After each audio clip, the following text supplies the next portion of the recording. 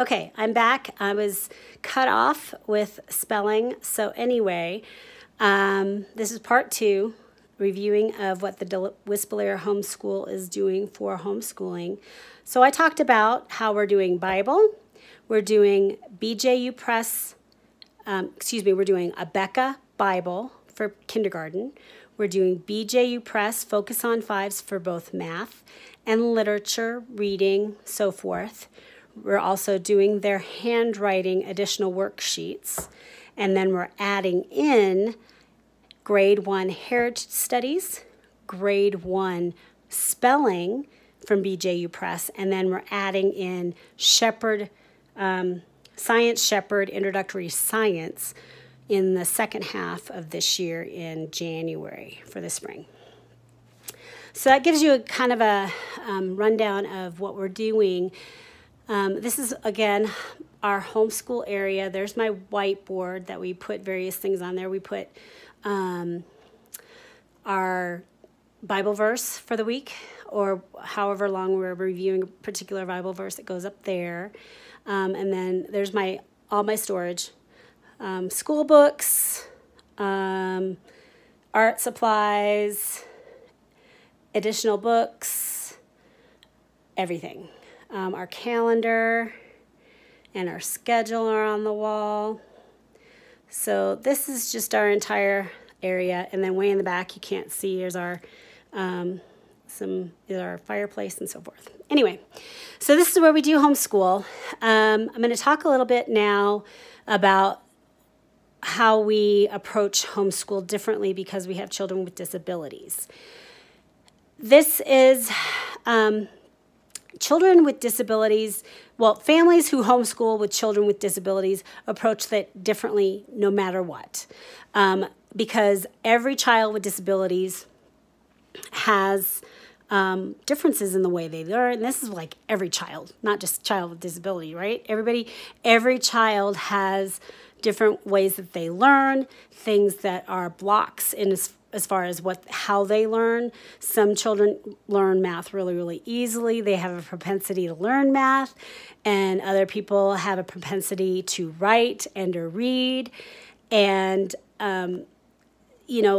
gifted students are really good at all these things, but those that have struggles struggle in multiple areas usually. And with my kids, just to let you know, Daniel is technically supposed to be going into 6th grade, but with where he's at, he is in a probably kindergarten grade 1 level because of his disabilities. He's got apraxia. He's completely nonverbal except for yes and sometimes no. He has a lot of interests, though. You could tell that he loves science. He loves the outdoors. He has a lot of interest in just stories and people. He's a people watcher.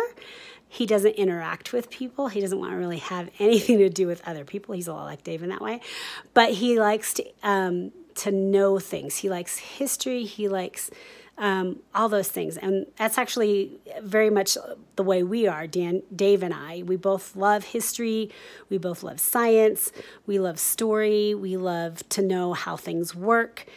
And so Daniel, we are focusing more on, we try to do the things that are basic that he needs to know, like, some spelling words and recognizing words.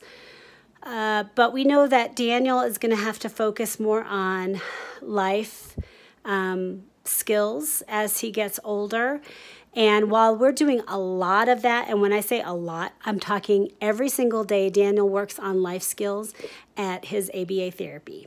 And so I work directly with his case manager and his therapist at Trumpet ABA, and we come up with game plans every 6 weeks, if not more than that, of things for Daniel to work on that are life skills, that are things that he needs to know and do on his own as much as possible to get him to have some level of independence, especially as he gets older.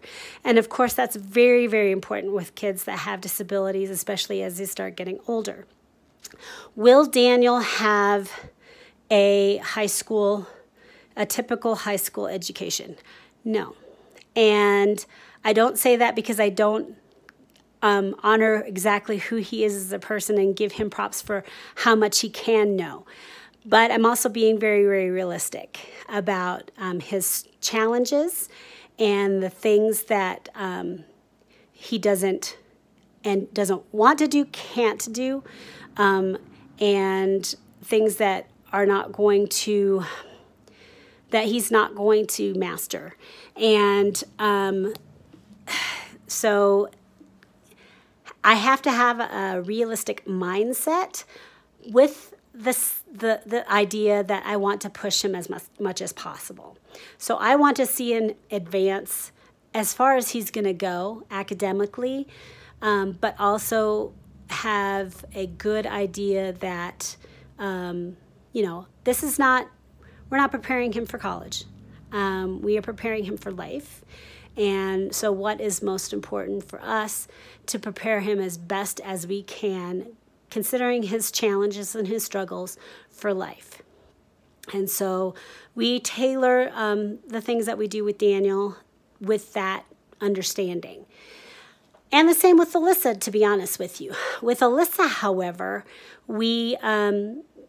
I take a different approach because right now she is fairly on level, but that gap is going to increase as she goes. Now, if she were in school, she would be advancing into first grade. I wouldn't necessarily say that she's not there. In fact, that she would probably be needing additional assistance if she were in a first grade classroom, but she would not be very far behind her typical peers. However, as kids with Down syndrome get older, that gap continues to widen. So what I know from my research and from, you guys, I have books on, and these are grad school level books on how to teach children with Down syndrome and special needs. Everything that I do, I research as thoroughly as I can, considering my time, and try to have a fairly good understanding of what to expect and how to approach education for my kids. So with Alyssa, I know that the typical adult with Down syndrome will get to about 50% of adults with Down syndrome have a 3rd to 4th grade reading level. Okay? And their math level tends to be at kindergarten to 1st grade. So, that being said, am I going to limit Alyssa to just going to 3rd or 4th grade reading? No. Am I going to limit Alyssa to just doing 1st grade math? No. So, she's already starting to do 1st grade math concepts. Yes, she's struggling with them, as very typical with children with Down syndrome. So we are going to work hard on those things. And I hope that we get to grade 2 or grade 3 math and start talking about multiplication and subtraction eventually, with the idea that she may not be able to do this stuff in her head. She may not be able to multiply by memory. Although some kids with Down syndrome they have fantastic memories as far as facts like that. So she may be able to do be able to do really well in something like that, but it's not typical. So I will work with her on that, but also a lot of people, as kids with Down syndrome get older into 3rd grade, 4th grade, or what is anticipated to be, expected to be 3rd grade, 4th grade, 5th grade, 6th grade, and their actual level is still maybe a 2nd or 3rd grade math level, start using the calculator. How do I apply math concepts in a way that I can answer these questions and apply them to life? And so as she gets older, and that's something I don't have to deal with right now, as she gets older, I will be dealing with how to make her math concepts easier for her to handle in an everyday life situation. So like 95, probably 99% of us, even if we were whizzes in math, probably typically don't use all the math that we, calculus, statistics, right here. Do I use that every day? No. And do I use a calculator? A lot. So that's typical for us adults, even those of us that have been through years and years and years and years and years of advanced math. So how do I do that for a child with Down syndrome? Obviously, I'm going to make it practical for her. Reading, we're going to advance faster. And I know that, and that's very typical for kids with Down syndrome. They're better with reading. And while 50% of kids with Down syndrome end up in a grade 3 or grade 4 reading level, many are above that and many are below that. So, and it's typically before 6th or 7th grade reading level is where it tends to level off. There are a few breakthrough cases of kids with adults with Down syndrome who have much more advanced reading levels that are able to read high school and college level texts. Sometimes with difficulty, but they are able to read them. So that's my goal with Alyssa, is to push her as far as I can with reading, spelling, and comprehension and writing. The other thing is that we're going to introduce cursive, and I'm really excited about that. We're only going to do cursive maybe 1 or 2 days per week as soon as I get the curriculum in, which I don't have it yet. And it is just going to be on top of our already what we're doing for handwriting. We're going to start learning cursive. And the reason being that next year, depending on where Alyssa is with finishing up BJU K5 again this year, we're going to go through it a second time. If she does really, really well, and I mean, she's grasping those last part of the year concepts and is starting to really read, then I'm going to advance her on to grade 1, and it'll probably be grade 1, BJU Press grade 1. If that's not the case, we're going to take a slight break from BJU Press, only because I don't want either one of them to get bored and to get antsy with seeing the same videos 3 years in a row. Not going to happen. So if Alyssa is still technically more at a K5 level in some of those reading and especially math concepts, then we're actually going to do a Becca video K5 all through next year. And that is because they do a slightly different approach to learning as far as phonics and reading. And I'm going to use next year, if needed, to test out that learning style for Alyssa. If it's not needed, I'm going to go forward with BJU Press because I love BJU Press. I think it's fantastic. Both BJU Press and Becca are Christian, and I love how they weave the Christian worldview within their curriculum, and I don't think they're going to go wrong with either one of them at all. But right now, I am much more of a fan of BJU Press and how they approach everything. So I'm hoping that this is something that solidifies this year and that we are able to move on to grade 1 BJU Press for the entire curriculum.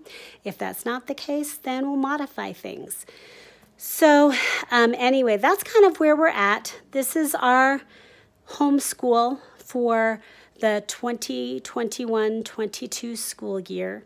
And I'm excited. We're starting. This is Monday, August 2nd. We were supposed to start today, but because Daniel had surgery on Friday, we are actually going to start next Monday to give him some additional time to recover and not to push things too much. Even with starting next week on August 9th, building in a lot of breaks, we will still end and finish up with all of our curriculum in the mid-May area.